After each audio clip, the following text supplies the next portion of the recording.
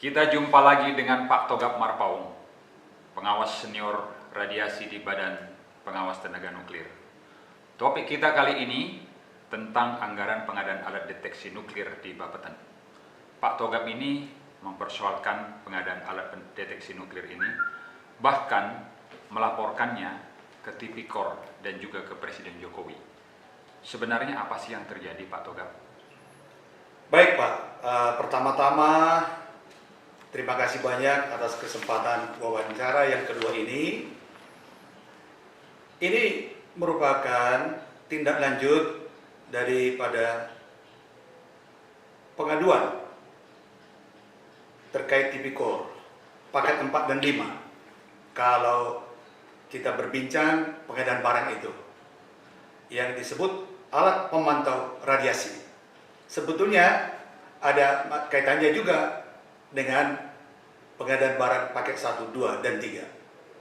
Jadi demikian penjelasan awal saya.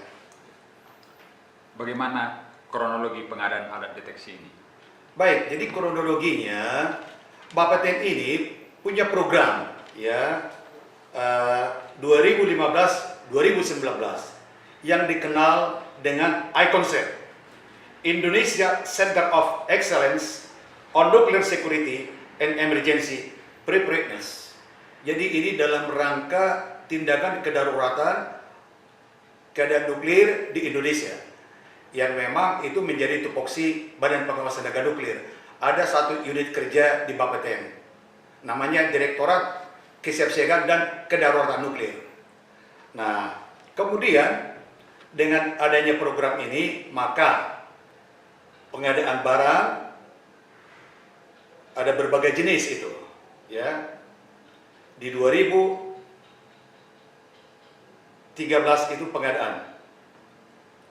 Lalu masih berlanjut lagi hingga direncanakan tahun 2021 ini. Jadi tidak berhenti di situ. Jadi memang ini betul-betul suatu perencanaan dan pengadaan barang multi years. Secara detailnya nanti akan bisa saya jelaskan. Demikian. Ya. Apa yang dimaksud darurat itu, Pak? Jadi darurat itu bila mana memang terjadi suatu kecelakaan nuklir, kalau orang awam memaknainya kebocoran radiasi, ya, dari suatu pembangkit listrik tenaga nuklir, ataupun reactor research misalnya. Ya, sebagaimana kita ketahui pernah juga kejadian kecelakaan nuklir Chernobyl, juga pernah terjadi yang di Jepang. Demikian, Pak. Ya. Kami dengar alat ini juga dipasang di Istana Presiden. Mungkin bisa Bapak jelaskan. Oh iya, jadi jelasnya bahwa memang inilah masalah pokok ya. Jadi barang ini sebetulnya adalah milik Badan Pengawas Tenaga Nuklir. Ya, semua barang ini milik Badan Pengawas Tenaga Nuklir. Tetapi menjadi dipindahkan ke Istana Presiden. Nah, ini yang menjadi keprihatinan kami. Sehingga pada bulan Mei 2016 kami membuat laporan kepada Presiden agar rencana ini tidak jadi dipasang di lingkungan Istana Presiden. Ya, kami surati melalui lapor Presiden yang online itu, dan disambut dengan baik laporan kami tersebut. Nah, di sini bisa saya tunjukkan bukti lapor Presiden itu ditanggapi. Ya, kami sangat senang. Ditanggapi itu diberikan supaya Badan Pengawas Tenaga Nuklir menanggapi pengaduan masyarakat ini. Lalu setelah ditanggapi Bapeten, kami pun mendapatkan respon itu bahwa pertanyaan kami itu dengan ada 6 alasan kami supaya tidak dipasang ada 2 jenis alat deteksi nuklir di lingkungan Istana Presiden. Yang pertama itu RPM, Radiation Portal Monitor. Ya, ini untuk aspek keamanan nuklir atau radioaktif. Yang kedua, RDMS, Radiation Detection Data Monitoring System. Nah, ternyata RPM ini yang menjadi masalah pokok ketika itu. Mengapa? Karena itulah yang sudah dipastikan ada markupnya, ya, di paket 1, 2, dan 3. Kemudian terjadi kegalauan, kerisauan di Badan Pengawas Tenaga Nuklir.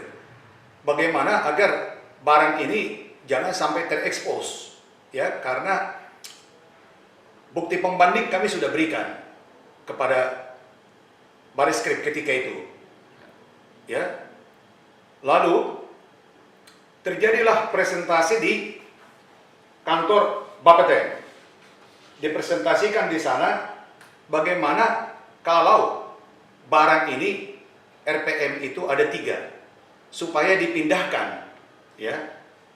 Yang dipasang di Bapeten itu ada itu alatnya seperti ini. Ini yang menjadi pokok perhatian kami. Ini, ya. Ini RPM terpasang tetap. Harganya sekitar 1,4 M ini. Ya. Ini untuk mengalihkan perhatian mau dipasang di kawasan nuklir Serpong, mau dipindahkan. Kemudian jenis ini RPM pedestrian untuk pejalan kaki. Ini juga mau dipindahkan ke bandara. Ya. Ke Bandara Soekarno-Hatta di Cengkareng, ke Ngurah Rai Bali, dan juga ke satu lagi ke Juanda Surabaya. Termasuk jenis yang begini, ya, yang untuk mobile ataupun untuk vehicle, jenis vehicle. Nah, ini mau dialihkan ke sana. Dan ada di dalam bahan presentasi itu dinyatakan, ya, ini untuk supaya tidak menjadi potensi temuan BPKP dan untuk menghindari kerusakan alat. Nah, itu yang menjadi sangat prihatin kami. Ternyata pada bulan Juni, tanggal 25 dan 29 Juni 2015, itu tim penyelidik dari Baris Krim Polri datang untuk memantau peralatan itu, sehingga tidak jadi lagi dipindahkan barang ini. Yang niatnya tadi ke bandara sama ke kawasan nuklir Serpong. Lalu, ya, pimpinan Bapeten, kami dapat informasi melalui SMS, bagaimana kalau barang ini, ya, RPM dan RDMS ini dipasang di lingkungan Istana Presiden. Nah, disitulah kami makin prihatin lagi. Jangan sampai dialihkan ini, ya, karena memang tujuan utamanya bukan untuk itu, ya kan? Lalu itu tadi yang saya sampaikan, kami lapor Presiden dengan ada 6 alasan pertimbangan utama. Tetapi ternyata laporan kami itu tidak berhasil.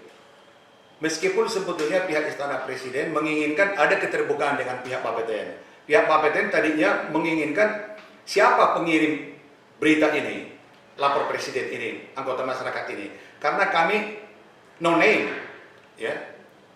Kemudian kami terbukalah menyampaikan kepada Bapeten bahwa ini adalah orang internal Bapeten sendiri yang bernama saya Togap Marpaung, Saudara Sudarto, dan Saudara Besar Benarto.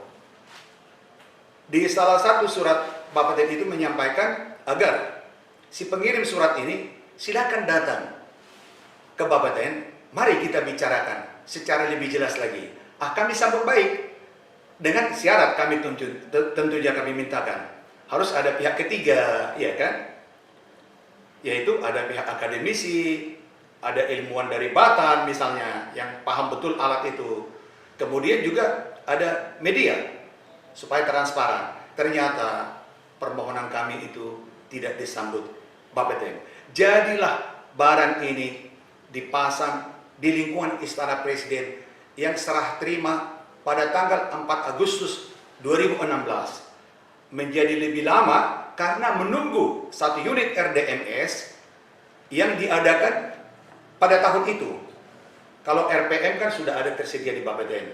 Nah inilah, jadi sebelumnya itu di bulan Mei media sudah ramai itu mengekspos itu. Salah satunya adalah di sini ada berita judulnya Johan Budi belum tahu istana akan dipasang anti nuklir. Nah seperti ini, rame lah. Tetapi maklum juga kami ini tidak menjadi atensi publik karena ya kurang begitu paham ya. Jadi itulah kronologisnya hingga barang ini dipasang di lingkungan istana presiden dan terakhir ya menjadi liputan media yang paling menggaunglah sehubungan dengan kejadian pembuangan limbah radioaktif. Kita tahu ya di tahun akhir di 2019 ada kejadian pembuangan limbah radioaktif di perumahan Batan Serpong ya, sehingga waktu itu sangat masif itu diliput dan saya termasuk yang diminta oleh media untuk memberikan penjelasan bagaimana kaitan dengan fungsi alat ini sesungguhnya. Nah inilah sehingga salah satu majalah yang menulis di sini, judulnya Bapak Ibu bisa melihat dengan jelas di sini. Apa ini judulnya? Mira di atap istana. Dan di sini dijelaskan berbagai masalah dan beberapa orang narasumber pun menjelaskan, termasuk pihak Batan. Demikian dan Bapeten. Terima kasih. Apa memang alat ini sangat efektif seperti dijanjikan oleh Bapeten? Nah, tentu saja makanya kami mengadu ya. Jadi perhatian pertama, alat ini pimpinan menyampaikan sangat penting, tentu saja dibuat alasan sedemikian. Tapi kami sangat menyayangkan ketika itu juga di internal Bapeten kami tidak pernah diajak berdiskusi untuk hal ini. Padahal kami adalah orang-orang senior yang paham betul pengawasan itu dari aspek keselamatan radiasi maupun keamanan nuklir ataupun keamanan sumber radioaktif. Ya, nggak pernah diajak. Termasuk salah satu lagi yang lebih senior daripada saya.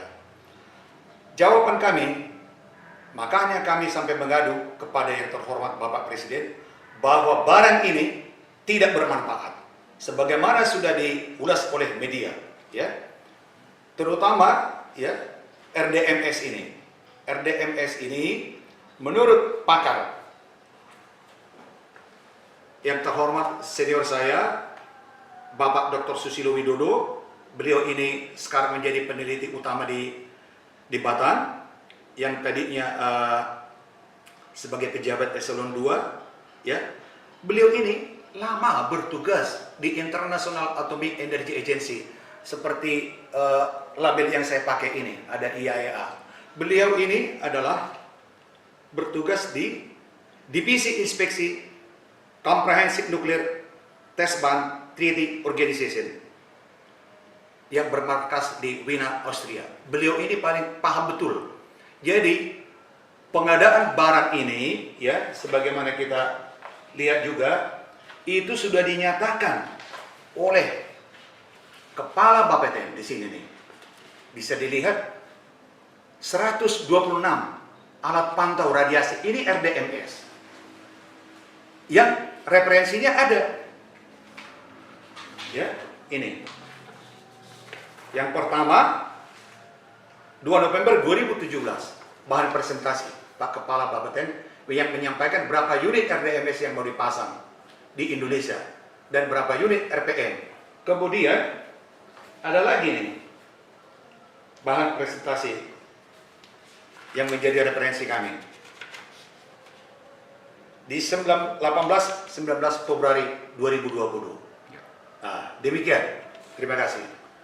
Bagaimana keberadaan alat ini sekarang? Nah, itu dia, Pak. Nah, di situ dia ya.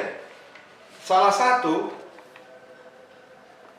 Deputi Perizinan dan Inspeksi Bapeten itu pada saat rapat kerja kedua Bapeten di Bogor pada tanggal 12 sampai dengan 13 November 2019 ya, menginginkan agar RDMS itu kalau bisa sekaligus diadakan di 2021 ini ya, itu supaya dipasang nanti di seluruh Indonesia. Yang sudah datang itu ada yang sudah di daerah Kalimantan Barat, Sulawesi Selatan, ada di Sumatera, ya. Nah, itu rencananya ada 81 unit, ada 86 detektor IRDMS pada tahun 2021 ini akan diadakan. Nah, kami ya mendapatkan bukti otentik dari laporan hasil pemeriksaan BPK pada tahun 2019 dinyatakan bahwa RDMS yang dipasang di lingkungan fasilitas nuklir itu sebagian rusak. Ya. Sedihnya lagi, kalau rusak tidak dapat diperbaiki di dalam negeri, harus dikirim oleh vendor kepada negara asal. RDMS ini buatan Jerman, biayanya kan sangat mahal itu. Ya. Jadi kemampuan kita untuk merawat alat itu, apalagi kalau dipasang di daerah terpencil, remote area, itu siapa nanti yang bertanggung jawab untuk perawatan? Memang dibuat di situ kerjasama pemasangan alat RDMS ini dengan BMKG, karena BMKG memang punya fasilitas tempat untuk pemantauan bila mana terjadi ancaman gempa ataupun tsunami misalnya, ya kan? Tetapi ini sangat berbeda. Oleh sebab itulah Dr. Susilo Widodo mengkritik juga di majalah Tempo itu sudah diulas bahwa itu tidak efektif ya. Kalau tidak efektif, kenapa pengadaan barang ini tetap dilanjutkan oleh Bapeten? Nah, disitulah yang saya inginkan supaya terbuka, supaya dibahas ini secara lebih terbuka ya, betul-betul terbuka gitu loh Pak. Jadi jangan sepihak ya. Jadi betul-betul nanti transparan, para ilmuwan itu dilibatkan. Makanya teman-teman yang pakar terkait dengan RDMS, alat deteksi nuklir ini, seperti Dr. Susilo Widodo dan kawan-kawan, sangat menginginkan. Ya. Kalau untuk RPM itu ada senior dari Bapeten, Pak Asar. Nah, itu juga nggak pernah dilibatkan lagi. Padahal beliau itu yang paling paham mengenai RPM. Dan sesungguhnya ya, yang tadi saya tunjukkan, alat RPM yang dipasang di Bapeten ini, awalnya ini pemikiran kami, ini hibah dari IAEA. Ya, gratisan gitu. Oke lah, nggak apa-apa dipasang di gerbang Bapeten itu sebagai promosi alat deteksi nuklir. Ternyata ini dibeli APBN. Ini nggak ada manfaatnya di situ. Dan ini faktanya Bapeten mengakui nggak benar di situ, makanya mau dipindah ke Serpong. Iya kan? Untuk alat yang dipasang di fasilitas nuklir kami tidak persoalkan. Tetapi yang di luar itu tentu menjadi masalah dari segi keilmuan, itu tadi nggak efektif. Kalaulah terjadi peningkatan radiasi lingkungan, misalnya yang dipasang di Istana Presiden, RDMS itu, tadinya itu mau dipasang di atap gedung Bapeten itu, untuk apa dipindah ke Istana Presiden? Ya, untuk apa? Nah, di sini ada gambar, saya tunjukkan ya. Di atap gedung inilah dipasang RDMS itu 1 unit, ya, yang tidak efektif itu tadi. Bahkan selain tidak bermanfaat untuk kondisi saat ini bisa tidak berfungsi lagi. Berfungsi dengan bermanfaat kan beda. Berfungsi belum tentu bermanfaat. Ini sudah tidak bermanfaat, tidak berfungsi lagi. Inilah kekhawatiran kami. Apakah peralatan ini juga digunakan di negara-negara lain? Nah, ini juga menjadi perhatian saya pribadi dan kawan-kawan secara serius. Kami tidak sembarangan membuat laporan kepada yang terhormat Presiden dan juga jajarannya. Kami sudah tanyakan kepada teman-teman yang bekerja di Yaya, dan saya juga pernah ke Yaya ya, pernah 3 kali juga ke sana. Paham kami, iya digunakan di negara lain, tetapi spekteknya itu tadi kalau kaitan dengan pemantauan lingkungan tidak seperti itu. Ada alat yang memang harus direkomendasikan oleh CTBTO itu tadi yang disampaikan oleh Pak Susilo Widodo. Karena RDMS yang dipasang ini dari keahlian Pak Susilo menyampaikan kemampuannya sangat terbatas hanya untuk radionuklida pemancar gamma. Padahal rilis kalau terjadi kecelakaan nuklir, ya terbawa angin, fallout, jatuhan, itu bisa radionuklida pemancar alfa, beta, dan neutron. Jadi ini nggak benar gitu loh. Lebih cukup kalau Pak Susilo menyampaikan di Indonesia ini 2 lah dipasang itu sebagai monitoring suatu representatif untuk wilayah Indonesia ini. Tidak seperti ini 126. Demikian Pak. Jadi oke, tambahan ya. Mengenai RPM ini juga aspek keamanan yang dipasang di lingkungan Istana Presiden. Kami mendapatkan data-data bahwa tidak perlulah sangat berlebihan, sangat menakutkan pemasangan RPM seperti ini. Seolah-olah kita sudah terjadi kedaruratan nuklir, iya kan? Luar biasa ini. Seolah-olah kiamat dunia ini akibat nuklir ini. Kalaupun terjadi peningkatan radioaktivitas lingkungan, memang mau kemana kita? Mau dibikin bunker? Masuk bunker kita? Percuma, nggak ada gunanya. Karena kalau terjadi kecelakaan nuklir sudah masuk ke kita, seluruh dunia terpapar radiasi nuklir, tanda kutip itu sudah kiamat gitu loh. Makanya itu bila dikaitkan dengan perang nuklir, ini ya saya sampaikan juga di forum ini, di kesempatan ini, tidak mungkin. Itulah sebabnya kalau terjadi perang nuklir, dunia kiamat. Pertanyaan, kalau saya ngajar proteksi radiasi, saya juga selalu sampaikan ini sebagai kepercayaan diri. Kalau begitu terjadikah perang nuklir? Tidak akan terjadi perang nuklir. Itu hanya suatu permainan politik pimpinan suatu negara saja, bergaining politiknya dia. Karena si pemilik senjata nuklir pun hancur juga dan tidak bisa menghindar sama sekali. Untuk apa dipasang di lingkungan Istana Presiden? Iya kan? Seandainya terpantau di sana, mau kemana? Dan kalau dipasang di kantor Bapeten, di atap Bapeten itu cukup karena jarak kantor Bapeten dengan lingkungan Istana Presiden sangat dekat.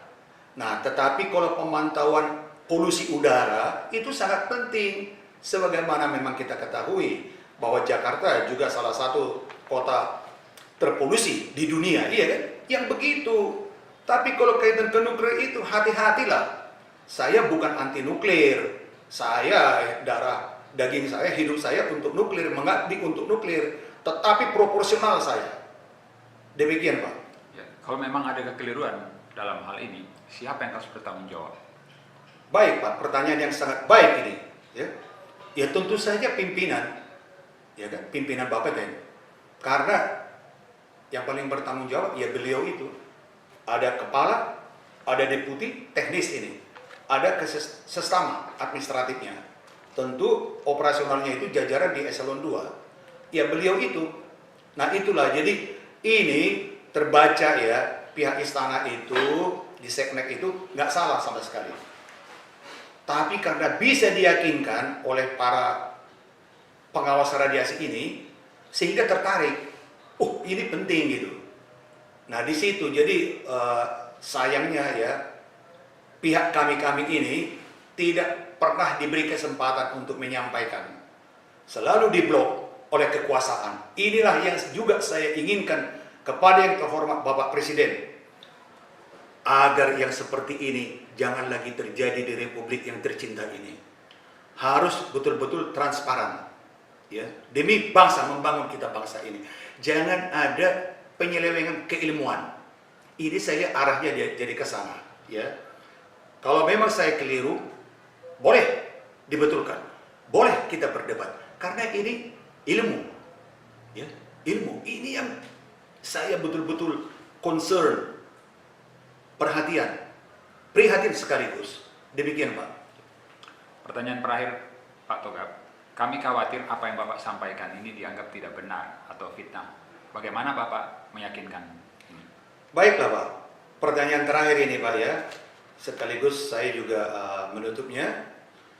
Tadi kan sudah saya sampaikan bahwa ini tidak pendapat pribadi saya. Ada pakar nuklir kaitan dengan proteksi dan keselamatan radiasi Batam yang juga bekerja di IAEA. Ada juga pakar keamanan. Nah, saya ini juga kalau untuk aspek keamanan, saya koordinator penyusunan 2 peraturan pemerintah masalah teknis. Nah, di sini di siaran pers yang dibuat oleh Bapeten, ya, saya bacakan sedikit. Surat pertama bernomor B/201 Seskap Polhukam _4 2016 berisi arahan Presiden kepada Menteri Dalam Negeri dan Menteri Perhubungan untuk langkah-langkah yang diperlukan guna memasang RPM di seluruh pelabuhan internasional, bandar udara internasional, dan pos lintas batas negara. Bentuk pengawasan dan pencegahan zat radioaktif bahan nuklir masuk keluar wilayah Indonesia secara ilegal. Betul itu, tetapi tidak berlebihan secara program yang sudah dijalankan ini. Kemudian disebut di sini, regulasi terkait arahan Presiden ini adalah Peraturan Pemerintah Nomor 29 Tahun 2008 tentang perizinan pemanfaatan sumber radiasi pengion dan bahan nuklir, serta Peraturan Pemerintah Nomor 33 Tahun 2007 tentang keselamatan radiasi pengion dan keamanan sumber radioaktif. Pak, Ibu yang terhormat semua, saya koordinator penyusunan 2 PP ini. Oleh sebab itulah saya pertanggungjawabkan apa yang saya sampaikan secara keilmuan. Saya koordinatornya pembuatan ini. Saya bukan bermaksud sombong. Bekerja sama kami membuat PP ini antar DEP dengan Kementerian Hukum dan HAM.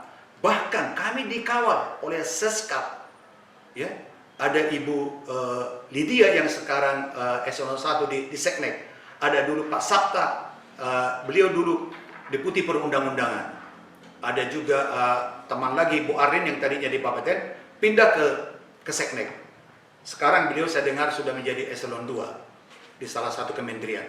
Jadi ada dasar kami, saya pribadi nih ya Pak, ada dasar menyampaikan ini semua dari lubuk hati yang paling dalam, dan secara sadar saya menyampaikan ini.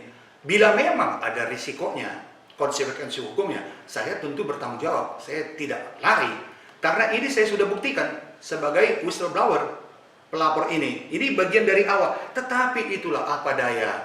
Ternyata pimpinan Bapeten tidak mau berhenti mengadakan perencanaan pengadaan alat ini multi years yang totalnya itu bisa mencapai 1 triliun. Bisa dijelaskan rincian anggaran pengadaan 1 triliun dan juga rencana berikutnya?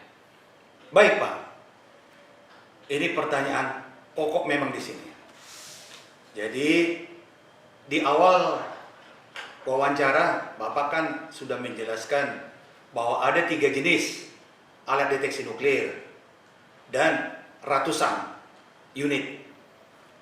Yang pertama itu adalah RDMS, itu berjumlah 126 unit.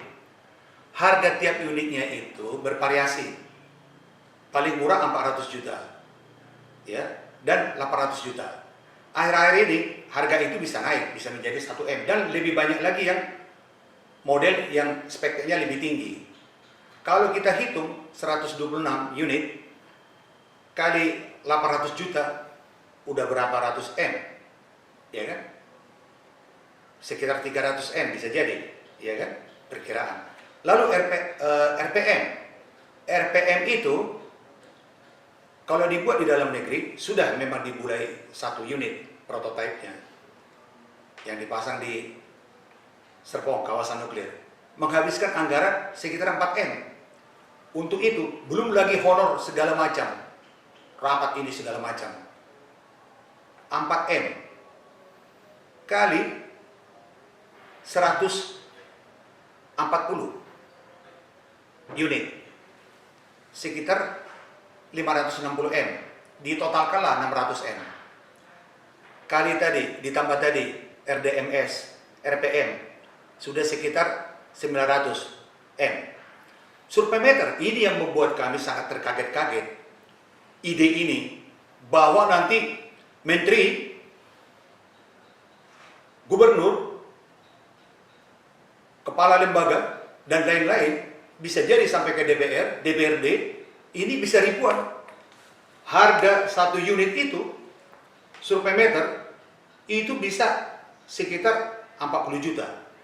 Kalau misalnya ada 2000 unit, 2000 kali 40 juta, udah berapa M itu? Ratusan M ya? Yang bisa menjadi sekitar 1 triliun. Itulah keprihatinan kami.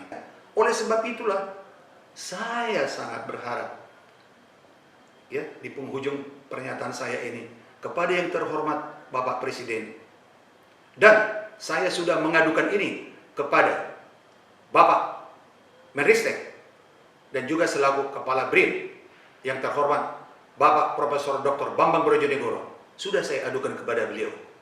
Saya waktu itu punya akses untuk mengontak beliau melalui WhatsApp Japri. Beliau pun menyambut, tetapi apa daya, tidak ada tindak lanjut hingga hari ini. Laporan saya pun sudah saya buatkan kepada beberapa kementerian dan badan tentunya, termasuk BPK. Karena semua dokumen saya lengkap, ya, lengkap dan valid. Didukung dokumen yang lengkap dan valid, didukung oleh sumber daya pakar. Jadi tidak ada keraguan saya di situ. Seperti yang saya sampaikan di YouTube pertama, terus maju,